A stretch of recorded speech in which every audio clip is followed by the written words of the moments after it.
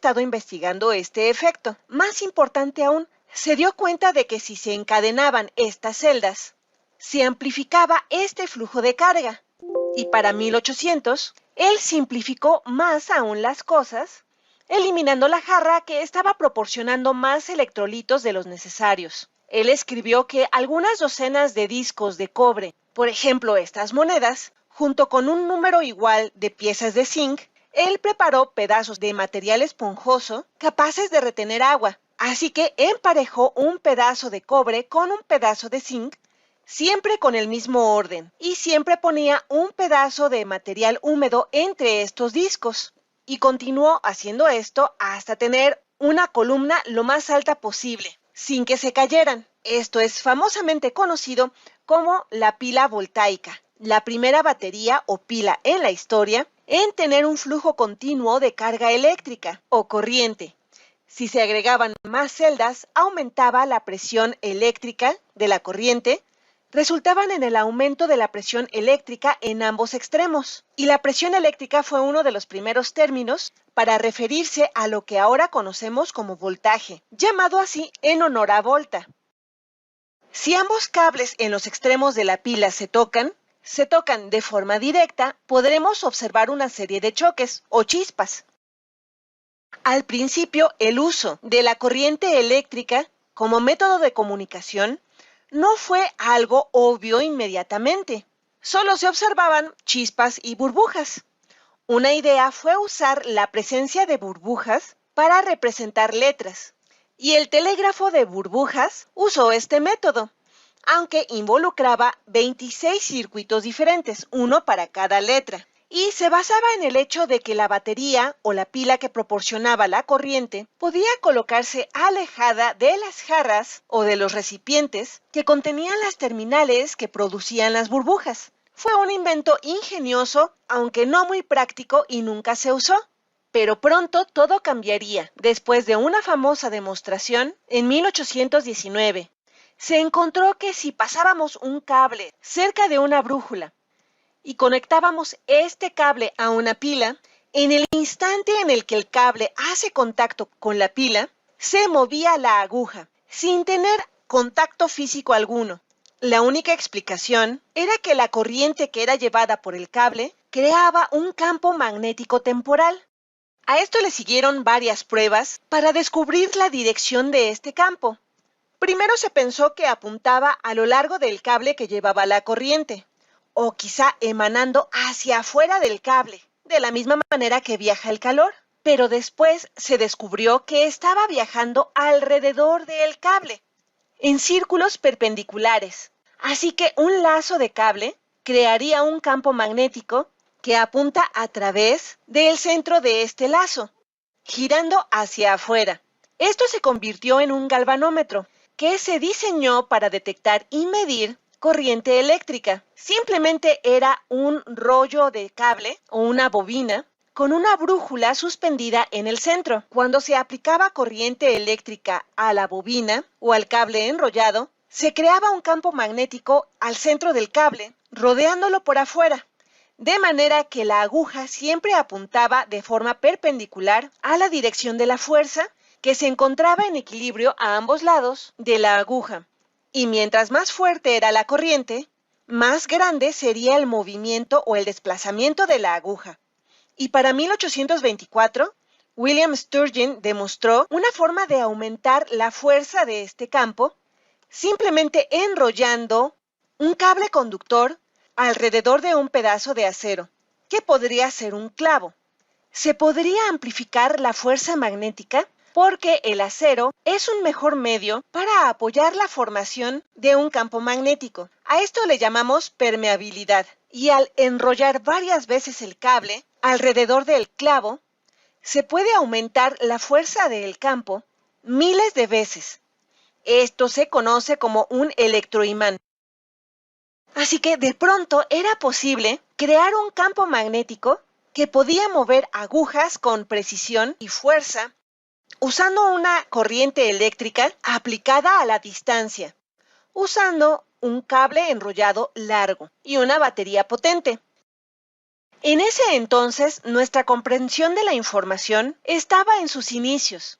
Las personas pensaban en la información de un mensaje como el número de letras en un mensaje. Así que la meta era intuitiva. Ver quién podía encontrar una forma rápida de transmitir letras. Y quien tuviera el sistema más rápido, entonces podría reducir el costo por mensaje para el receptor usando este sistema. Y una mina de oro esperaba para aquella persona que lograra hacer esto primero. Existen diferentes tipos de baterías, por ejemplo, de plomo ácido, de níquel cadmio y de iones de litio. Francia y Alemania, entre otros, deseaban dominar los recursos económicos de las colonias en Asia y África y someter a otros países. Una de las consecuencias de este enfrentamiento militar a gran escala fue que la industria de estos países se puso al servicio de la guerra y crearon armas que eran más rápidas y mortíferas, como ametralladoras, granadas, tanques, aviones, buques y submarinos e incluso armas químicas. Las armas químicas generaron mucho temor entre las tropas, pues se trataba de un arma misteriosa que causaba efectos distintos a los de las armas convencionales, y para protegerse de esos gases mortíferos se inventó la máscara antigas. Francia fue uno de los países que utilizó sustancias químicas durante la Primera Guerra Mundial. El agente químico fue lanzado primero con granadas de mano y después con granadas de fusil. No obstante, el volumen del agente tóxico era tan pequeño que su efecto era prácticamente nulo, sobre todo al emplearse al aire libre. En enero de 1915, durante la batalla de Bolimov, Polonia, los alemanes lanzaron contra las tropas rusas miles de proyectiles que contenían bromuro de sililo, un gas lacrimógeno, pero las bajas temperaturas impidieron que el gas se vaporizara y el ataque fracasó. Fue hasta 1915, durante la segunda batalla de Ypres, en Bélgica, que las armas químicas dieron el resultado esperado. Debido a que el gas es volátil, para evitar dañar a sus propias tropas, los alemanes esperaron a que el viento soplara hacia su enemigo y lanzaron 170 toneladas de gas cloro contra esas trincheras. De este modo, consiguieron formar una gran nube amarilla de cloro que afectaba a la respiración de los soldados, y después de largos minutos de agonía, morían ahogándose en sus propios fluidos corporales. Al mirar esa nueva forma de ataque, los soldados huyeron despavoridos. Este uso de gases químicos tóxicos por Alemania causó gran consternación, pues no solo producía daños físicos, sino también psicológicos. Por eso, fue necesaria la protección a gran escala contra los gases. En 1916, comenzó la producción de la primera máscara antigás, que consistía en un trozo de gamuza empapados en amoníaco y otros agentes químicos que neutralizaban el ácido de los gases. La tecnología mejoró rápidamente, proporcionando a los soldados máscaras más efectivas con filtros de carbón para neutralizar el veneno. El desarrollo de las armas químicas continuó durante la tercera batalla de Ypres. Los alemanes utilizaron unos 50.000 proyectiles cargados con el agente químico que fue bautizado como hiperita. Este agente químico también fue conocido como gas mostaza por el olor de sus vapores. Pero la hiperita no es un gas, sino un líquido que en contacto con la piel no produce heridas inmediatas, aunque después de varias horas aparecen lesiones, por lo que los combatientes en un primer momento no se daban cuenta que habían estado expuestos a una sustancia tóxica. Las máscaras con filtros de carbón no eran efectivas contra la hiperita, por lo que los soldados debieron protegerse con prendas impermeables. Al término de la Primera Guerra Mundial, varias naciones desarrollaron industrias de armamento, incluidas armas químicas. Por ese motivo, la Sociedad de Naciones organizó la Conferencia para la Supervisión del Comercio Internacional de Armas y Munición en Ginebra en 1925. Allí se firmó el Protocolo de Ginebra, que prohíbe el uso de armas biológicas y químicas. No obstante, estas armas continúan desarrollándose a pesar de que se han establecido nuevos protocolos. Recientemente, el grupo terrorista Estado Islámico, utilizó hiperita en un intento por controlar territorios de Irak y Siria. ¿De qué manera la humanidad podría aprender de su historia para evitar el uso de estas armas? Como vimos, la guerra es atroz y con ella se han desarrollado técnicas en la construcción de armas y vehículos militares. ¿Qué situaciones favorecieron el desarrollo de la técnica en la construcción de armas? Escriban en su carpeta de experiencias las características innovadoras que identificaron en el video. Veamos algo más sobre el tema. En la historia, el tiempo se relaciona con los acontecimientos de la humanidad. Los historiadores utilizan la cronología para distinguir el antes y el después de estos acontecimientos. En orden cronológico, podemos decir cómo hemos cambiado por las cosas que nos han sucedido. Cuando perdimos nuestro primer diente, cuando obtuvimos el certificado de primaria o cuando nos cambiamos de casa. Pero no todo cambia. También hay cosas que permanecen, que se mantienen constantes y que siguen formando parte de la historia. Por ejemplo, nuestra lengua materna, creencias o valores y algunas formas de vida. Con estas dos nociones, cambio y permanencia, podemos contar nuestra historia y la de la humanidad. Antes de la Revolución Industrial, se utilizaban carruajes tirados por caballos sobre caminos de tierra. Durante la Revolución Industrial, la aparición de la locomotora y el desarrollo del ferrocarril revolucionaron el transporte. Con la aparición del automóvil, se hizo necesario modernizar los caminos, transformando el paisaje.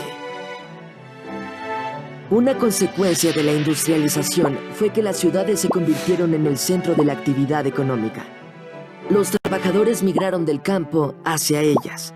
Hoy en día, en las ciudades de México, Guadalajara y Monterrey, se encuentra la mayor actividad económica y diariamente muchas personas deben trasladarse de las zonas vecinas hacia sus centros de trabajo. La migración internacional a gran escala fue otro cambio histórico que comenzó con la industrialización. Miles de europeos viajaron a América, en particular a Estados Unidos, a través de contratistas, a quienes les pagaban por un viaje en las bodegas de los barcos, en las que habitualmente se almacenaba al ganado. Así estos contratistas obtenían sus ganancias con el transporte de migrantes que se empleaban en las obras del ferrocarril o en el trabajo de las minas. En la actualidad, ¿qué sucede con la migración? Seguramente en tu comunidad hay historias de personas que han migrado en búsqueda de mejores oportunidades económicas a Estados Unidos y han debido hacerlo en transportes que no están acondicionados para ellas, como camiones y trenes de carga. Las personas continúan buscando mejorar sus condiciones de vida, pero también migran por razones políticas, religiosas o por desastres naturales, entre otras. La industrialización del siglo XIX fue un proceso que transformó las relaciones económicas, a la sociedad y la vida cotidiana de las personas. La historia humana es cambio y permanencia en el tiempo, es decir, los procesos históricos pueden implicar transformaciones, pero hay muchos elementos del pasado que se mantienen constantes y que podemos identificar en el presente. De esta manera, las nociones de cambio y permanencia nos ayudan a comprender nuestra historia. Reflexionemos sobre las siguientes preguntas. ¿Cómo se trasladaban las personas por tierra antes de la Revolución Industrial?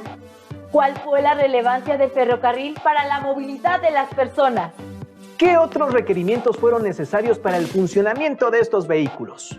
¿Consideran que es necesaria la innovación constante de la técnica? Es momento de despedirnos. Los esperamos en otra sesión de Aprende en Casa. ¡Nos vemos pronto!